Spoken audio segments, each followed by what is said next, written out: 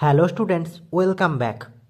আজকের এই ভিডিওর মধ্যে দিয়ে আমি তোমাদের সমাধান করে দেব তৃতীয় শ্রেণীর আমার বাংলা বইয়ের সোনা গল্পের সমস্ত বর্ণ বিশ্লেষণগুলো। তোমরা তোমাদের বইয়ের 39 পাতার 13 দাগে এবার চলে আসবে, যেখানে রয়েছে সোনা গল্পের বর্ণ বিশ্লেষণ। এখানে দেখো বর্ণ বিশ্লেষণগুলো দেওয়া রয়েছে, কিন্তু এখানে তো জায়গা নেই, তাই এখান থেকে তোমরা এগুলো দেখে নেবে। আমরা অন্য একটা খাতায় করে নিয়েছি। দেখো 13 দাগ, বর্ণ বিশ্লেষণ করো। প্রথমে ছিল কাকন, তাহলে এটাকে ভাঙলে কি হবে? কয়ে চন্দ্রবিন্দু আ, তাহলে ক যোগ চন্দ্রবিন্দু যুক্ত আ, আকারের জন্য আ হয়ে যাচ্ছে কা।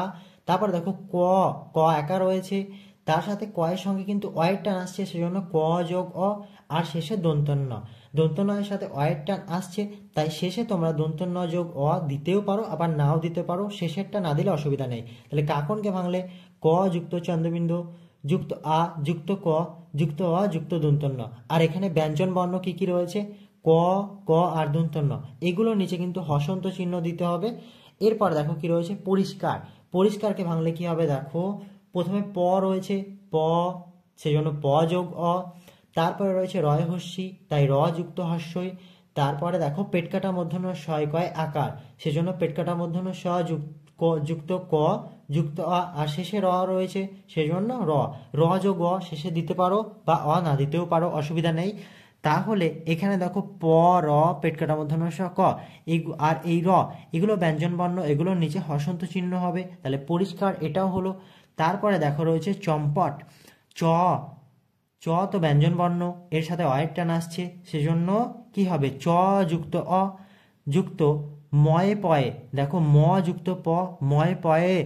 ময়ে প দুটোই ব্যঞ্জন বর্ণ, এর মাঝে কিন্তু অ হবে না, কিন্তু ময় পয়ের পরে অ হবে।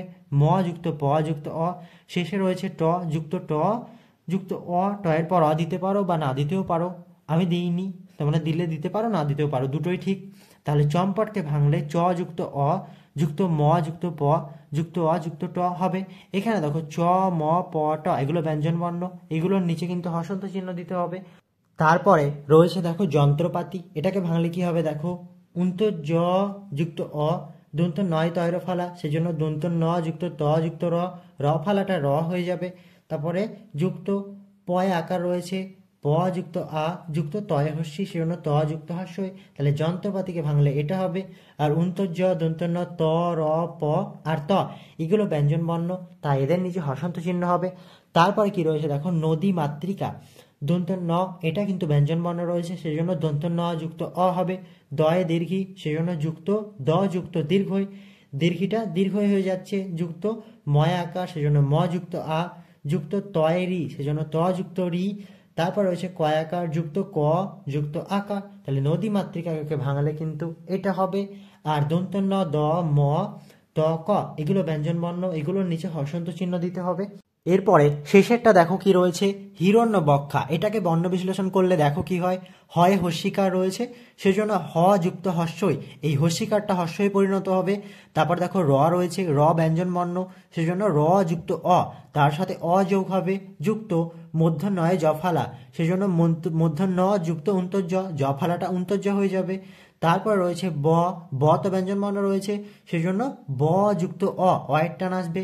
আর দেখো কয় পেটকাটা মূর্ধন্যয় আকার আছে, সেজন্য যুক্ত ক যুক্ত পেটকাটা মূর্ধন্যয় যুক্ত আ, এটা হয়ে যাবে। তাহলে হিরণ্যবক্ষা, এটাকে ভাঙলে কি হবে? দেখো হ যুক্ত হস্যই যুক্ত র যুক্ত অ যুক্ত মূর্ধন্য যুক্ত উন্তর্য যুক্ত ব যুক্ত অ যুক্ত ক যুক্ত পেটকাটা মূর্ধন্যয় যুক্ত আ, আকারের জন্য আ। আর এখানে হ, র, মূর্ধন্য উন্তর্য ব, ক পেটকাটা মূর্ধন্য স, এগুলো রয়েছে ব্যঞ্জন বর্ণ, সেজন্য এগুলোর নিচে হসন্ত চিহ্ন দিতে হবে। তাহলে এর মধ্যে দিয়ে বর্ণ বিশ্লেষণগুলো কিন্তু সম্পূর্ণ হলো। আমাদের আজকের এই ভিডিওটা সোনা গল্পের বর্ণ বিশ্লেষণ নিয়েই থাকছে। আশা করি ভিডিওটা তোমাদের প্রত্যেকেরই ভালো লাগবে, আর এই ভিডিও দেখে তোমরা উপকৃত হবে। ভিডিও ভালো লাগলে অবশ্যই একটা লাইক করে চ্যানেলটি সাবস্ক্রাইব করে প্রত্যেকের সাথে থেকো। প্রত্যেকে সুস্থ থাকো, স্বাভাবিক থাকো, মন দিয়ে পড়াশোনা করো। প্রত্যেকে অনেক ধন্যবাদ।